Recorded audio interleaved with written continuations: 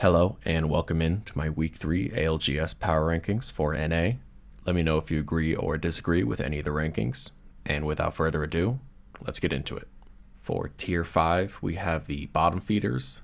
These are the teams that really don't have a shot of making LAN and are basically just trying to stay in Pro League for next season. It's more of a learning experience than an actual competition season, and hopefully they can build on their performance next season when they try again. At 31, we have Temper in 30th place in Pro League after a DNP and then 20th place in this last Pro League week. Down 2 in our power rankings. Really just please show me anything. It's 0 points after 2 game days played. They're not a competitive roster. At number 30, we have the Oversleepers in 29th place overall, 1 point above Temper after a 20th and then 19th place ranking this last week in Pro League. Down 12 spots overall. They have 1 point total to their name. I had high hopes for them in preseason, but they've let me down.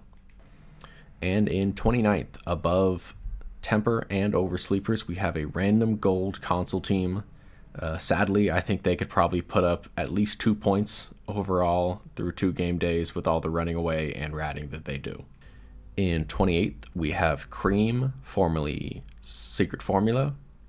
In 28th overall, they're up 2 spots in our rankings. There's not much to say. Different team name, same results.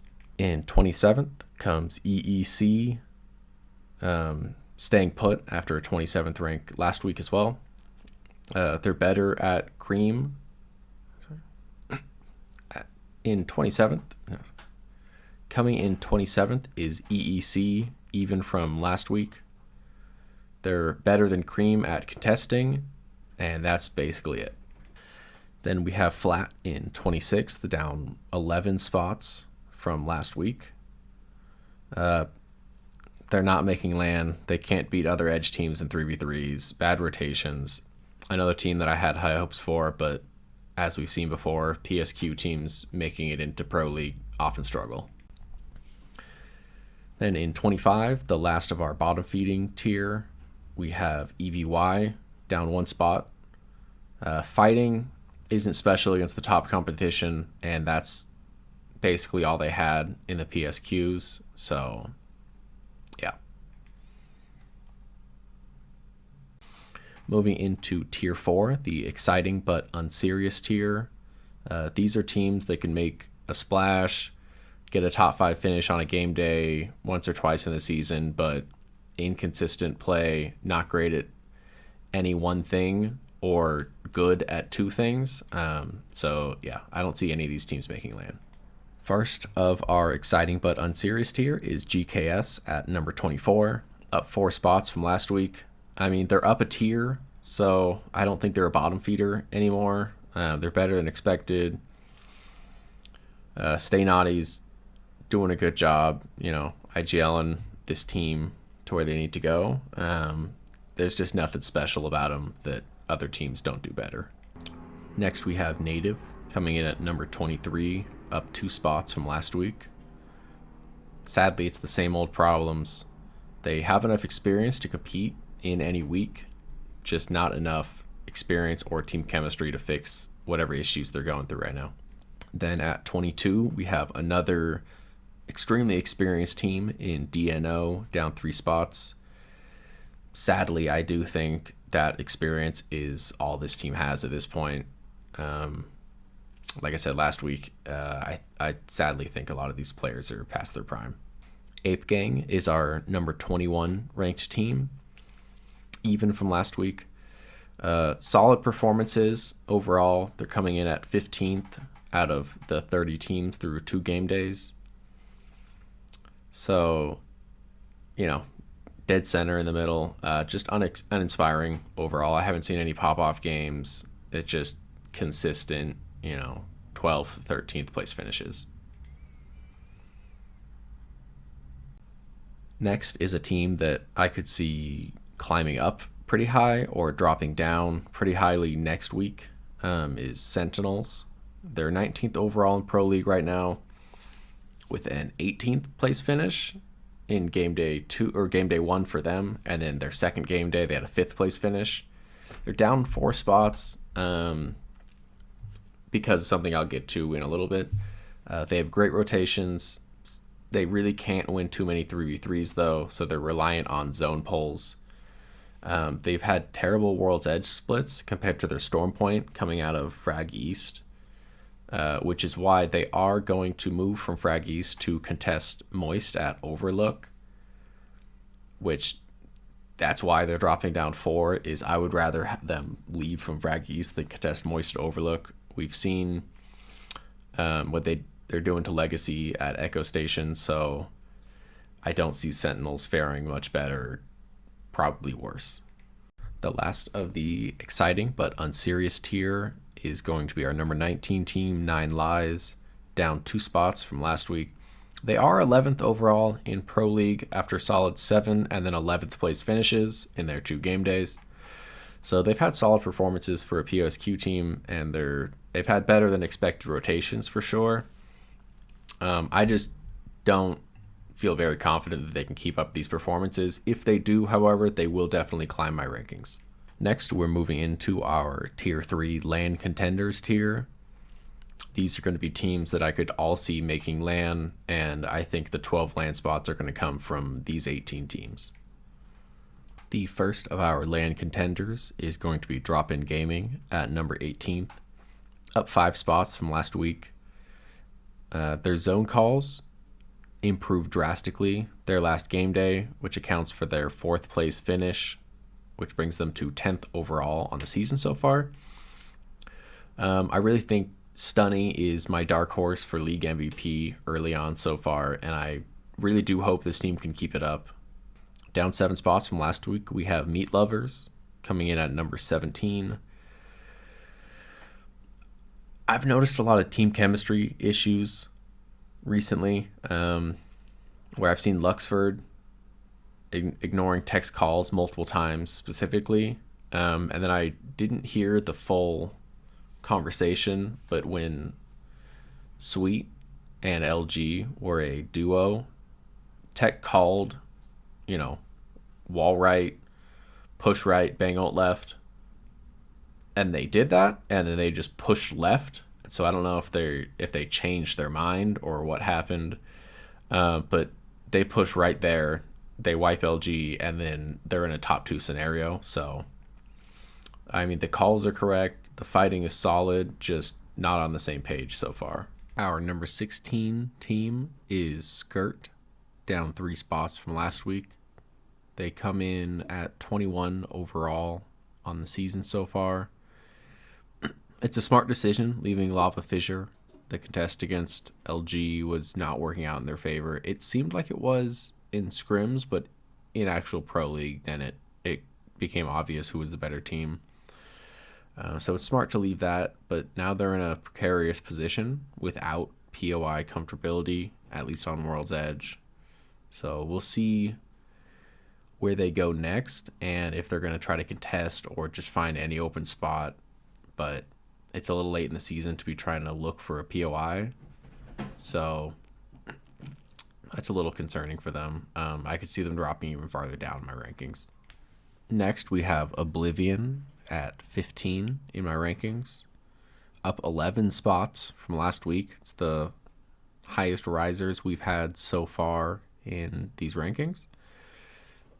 They're definitely the best PSQ team other than E8, which is evident based on their rankings of 12th overall in Pro League right now. So as of right now, there would be 2 PSQ teams to make LAN. I don't know if that continues. There's a lot of really good teams in the LAN contenders tier, but Oblivion is one of those teams. And I was definitely way too low on them at the start of the season. They've proved me wrong, and I'm honestly glad they have. I'm rooting for them. Another high riser is PLP coming in at 14th, up 8 spots from last week after a first place finish on the Sunday game day.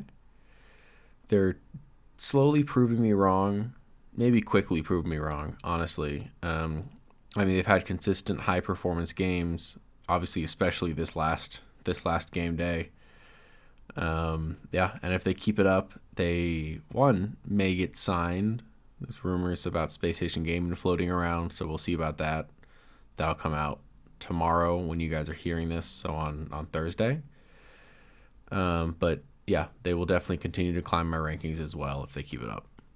Then just one spot above PLP, we have FaZe at number 13, up one spot after honestly not a great 15th place performance on the Sunday, and then they didn't play on the Saturday games.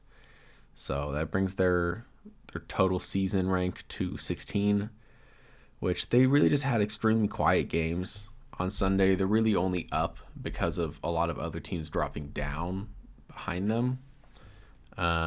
Sadly, their best game was that snipe down rat job at Echo. So they need to figure something out. Kinda. They've had some unlucky zone pulls, and I'm still confident that they're a good squad. Then at number 12, we have Complexity, another high riser, up 8 after a second place finish on the Sunday match day. Sitting right now at 7th overall on the season. I mean, there's a lot to say about this team. They've had insane passion so far. Look, if you haven't heard it, go try to find clips or just go back and watch um, their listen-ins from the Sunday match day. It's it's really fun to just hear a team like that are just super passionate, excited about winning, excited about kills. Lou on controller is looking a lot better than I thought he would heading into the season. I did think Complexity should pick him up just based on the clips I'd seen and whatnot, but he's looking a lot better and really comfortable already. And then I think Monsoon right now is the best sniper in NA, so that brings a lot of versatility through farming armor up or just getting that opening crack. That's really important. Our number 11 team is Oxygen. Their third straight week falling, down 3 spots this week to number 11. They're sitting at number 20 overall after a 15th place showing in Saturday's game and then not playing on Sunday. They've been pretty unlucky with zone polls and whatnot, but I really think they're just not locked in. I see Aiden. I don't know. Whenever I tune into them, Aiden's always dead first. It seems. There's no team passion, like positive or negative, really. It's just like, oh yeah, whatever. I guess that happens, and that's not what you want to hear from a team that's underperforming. And then even their contests, especially against Flat on Stormpoint, they got pushed away out of their POI, and then so I was thinking Flat was going to be a lot better of a team, and they are not performing either. So it doesn't seem like Flat was good. It seems like Oxygen was bad, and I really am pretty concerned for them, honestly. Then at number 10, we have Legacy, another team that's fallen a couple straight weeks, down 3 spots after a 12th and a 10th place finish these last 2 match days, sitting at 17th right now overall in Pro League. A lot of their issues aren't necessarily their doing, as obviously Niazul crashed, I think, twice, and then this led them, one of the factors at least, led them to losing the contest overall to Moist. Then the one game they did win that I remember on Echo, they didn't have ring console, and it ended up being an Echo zone. They got knocked out in like 17th, 18th place, which is super disappointing. I'm sure it was for them as well. And then Yanya crashed in the middle of a fight in like a top 5, top 6 scenario. So obviously unlucky PC issues. I think they need to leave the contest with Moist though. Obviously, it's not their fault necessarily that they're this far down, but they can't afford to keep contesting when they are this far down. They need to find another POI they can consistently play from, especially since Echo's already had like 3, I think, end games. Odds are it's not going back there. I think they just need to move on, find something else that's working for them. My number 9 team is Furia, just outside of my next tier, up 3 spots from last week. Right now, sitting at 5th overall after really good third and fourth places over the weekend. They've had extremely consistent games. Uh, they haven't really had any noticeable weaknesses. I mean, they've been good at team fighting, good at rotations. Their one thing is they do tend to get unlocked, specifically his Watson. I mean, look at rewatch the game 6. You only have to see from his point of view, just the last circle basically. Um, and you can just see they're like, oh yeah, play small, don't get knocked, blah blah, and then they just flip to the side. His Watson's, oh, I'm down. So yeah, I mean, as long as they stay locked, though, I think they will make land. Moving into our second to last tier, we have the land locks tier. I expect all of these teams to make land based on how they're playing right now, how I project them to go in the future. If that changes, obviously I'll drop them down. I'll talk about it when it comes to it. But as of right now, these are my 8 guaranteed land teams. The first of these 8 teams is E8, down 2 spots, although they are sitting at 6th place after an 8th place finish on Sunday's games. Uh, they feel like the rich man's GKS, honestly. I don't know if that makes sense. I feel like Stay Naughty and Zach Mazer have really similar vibes, and then obviously 2 young controller players. Um, PSQ team in the landlocks tier this early is something I was not expecting whatsoever. It's honestly crazy that, I mean, every time I talk about it, obviously I need to stop harping on it, but the fact that they were a PSQ team is still mind blowing to me. And they're only dropping down a couple spots just because of other teams rising above them. But like I said, they're still in the landlocks tier. I expect them to make land. Then at number 7, we have Disguised, down 2 spots, sitting in 9th overall in Pro League after a 5th and then a 9th place finish these last 2 game days.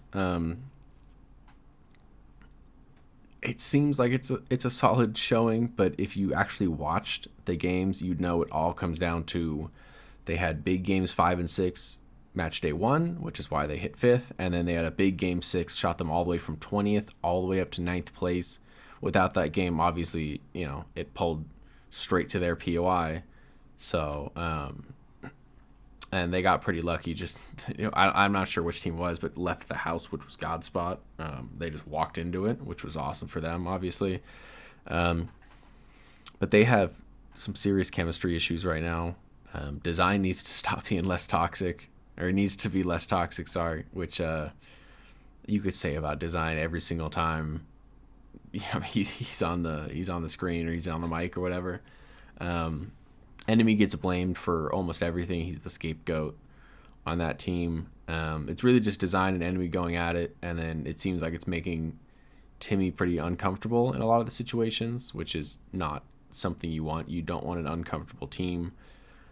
Um, Although I mean, their new motto this week is be comfortable in uncomfortable situations or whatever. So we'll see.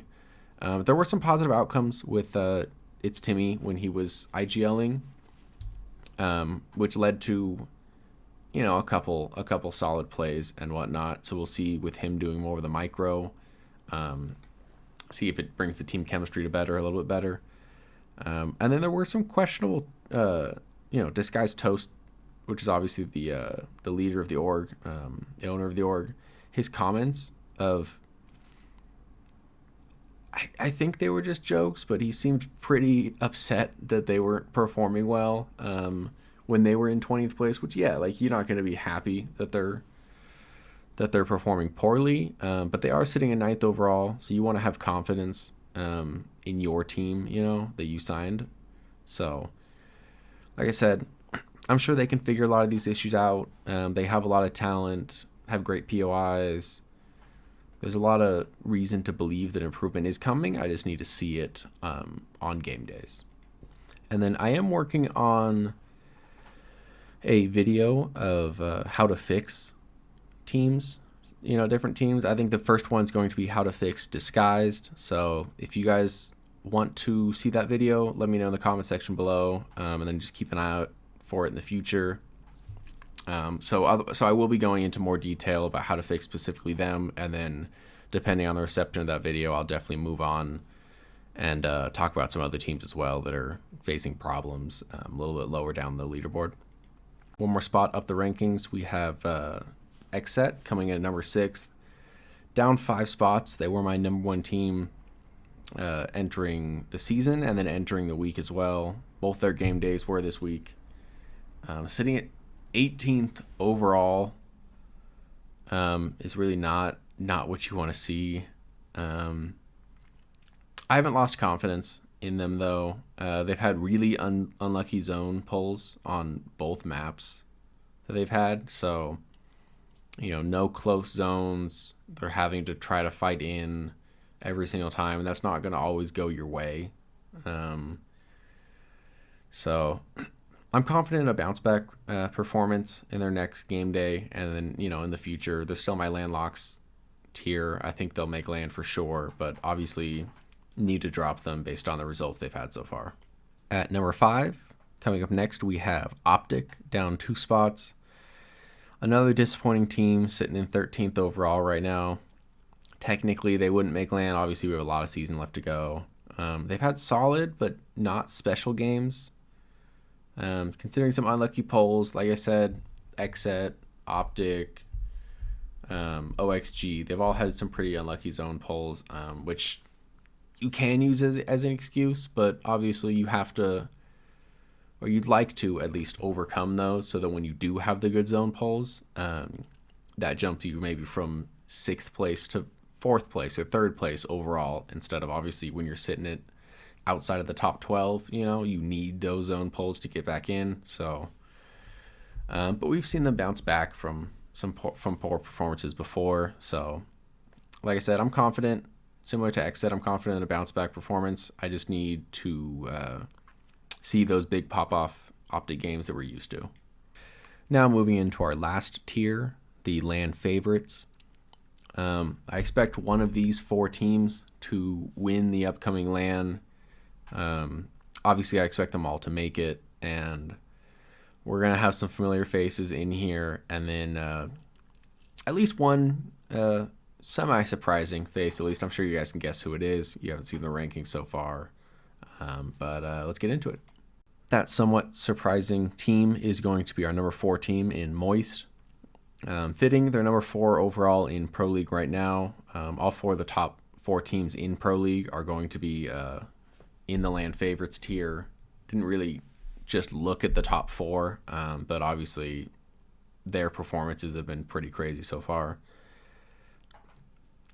Up 7 spots. So one of the teams that's really been proving me wrong. I wasn't too low on them. Obviously, I still had them making land going into it, but I expected their contest against Legacy to go a lot worse than it's been going for them, which they've obviously made their one contests count.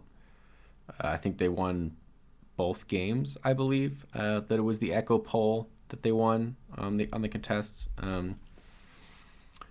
Although they are getting conned now on both POIs after Sentinels is now landing Overlook on World's Edge. So in those group days, they'll be getting contested. I don't think it'll be too much of an issue for them. I think Moist is a lot better of a team fighting team. And then obviously with the experience of contesting Legacy that they've had, I don't think Sentinels will be too much of a challenge for them. Then we have LG coming in at number 3, sitting at 2nd overall in Pro League after a first place finish on Saturday's games, and then they didn't play on Sunday, obviously. Up 6 spots overall from 9th overall last week. The chemistry's really come together pretty quickly. Those preseason scrims, there was a lot of sweet getting upset, I guess is what I'll say. But it's looking a lot better now. Even when they are kind of going at it, they know what they're allowed to say, how they're supposed to talk to each other, what gets the best results out of each other. They did push Skirt out of Lava Fissure, so that's going to be a lot better for them, make those games a lot easier to rotate out of, get the loot, move on. Obviously, when you're being contested, it's kind of impossible to rotate quickly to close zones. But now that they're free on both POIs now, I believe it's going to make it a lot easier for them. The Sexton Shuffle was on full display this last weekend. If you haven't watched it, that's another one of those teams. I think Complexity and LG, you want to go back, watch the VODs of them, just so you can really understand the games they were going through. It's really entertaining to watch. And then one thing that I think is the main reason for their success, you can talk about their fighting skills or how good Sweet's been IGLing, but I think Funk, kind of moving into somewhat of a co-IGL role, has been extremely promising. Um, with his, I don't want to call them counter calls necessarily, but just bringing another point of view kind of into Sweet's calls has been, I think, extremely important to their high quality finishes, and I expect it only to get better. Then our number 2 team is going to be TSM, even from last week, currently sitting at 3rd overall in Pro League. They look as good as always, and all 3 players now have some IGL experience, because I know they do switch off who is IGLing in scrim days sometimes, which I think is something more teams should do. For people that don't know, I guess, aren't familiar with the comp scene, it just basically makes each player more familiar with how to call certain things, and then when Hal makes a call, they can understand, okay, this is why he wants to do that, because I have that experience as well. I know where we need to rotate, how we need to push teams into each other. So it just prevents, them from not being on the same page, which is obviously super important. Um, and they haven't even had too great a zones so far this season. But unlike some other teams that are farther down our rankings, they have not used it as an excuse. Instead, they've just found a way to push through, find those small areas they can play, get that opening knock, push into a fight. I think they do that better than anyone, where you tune into them, it seems, okay, you know, they're gonna get full killed any second now, and then you click off. 30 seconds later, you go back in, and they're somehow finishing off another squad, taking God spot. It's honestly insane how they get away with doing this every single season.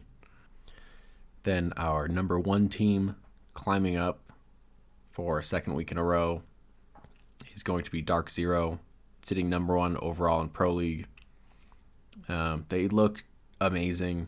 They're my land favorites right now by a decent margin. Great vibes. They look good in scrims and game days, which is important just to see that consistency. And then I think they're the only other team other than TSM that's top 3 in both their zone playing abilities and fighting abilities. They're another team that can seemingly play unplayable areas just because of their knowledge and experience. I just think they've been doing it even to a better extent than TSM. They're just in that flow state where team chemistry doesn't even describe it. It's like they all share a brain or something. I don't know if they got that Elon Musk microchip implanted early or whatnot, but they're all on the same page. One person starts to make a call and the other ones are already on it. That's just something they were somewhat lacking with Zainu. And then Sykes is looking obviously like a really important addition to their team. Obviously, they did win a LAN with Zainu. I'm not saying he was a bad player or whatnot. Just that consistency overall has been bumped up to, the next level with Sykes. That's going to do it for my week 3 power rankings. Let me know if you agree or disagree with any of the rankings in the comment section below. And then remember, like, subscribe, comment, share. All those do a great deal of just helping to push this content to other people that are interested in ALGS, like you guys all are. So yeah, thank you for watching to the end of the video. I hope you guys enjoyed it, and then I'll see you guys next time. Peace.